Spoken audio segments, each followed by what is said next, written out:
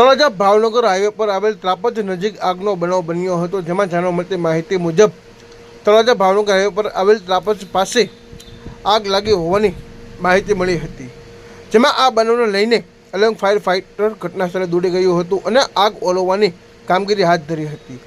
વધુ આગ હોવાથી તળાજાના ફાયર અધિકારી જેઠોભાઈ તેમના સ્ટાફ સાથે દોડી ગયા હતા અને આગ ઓલવવાની કામગીરી હાથ ધરી હતી।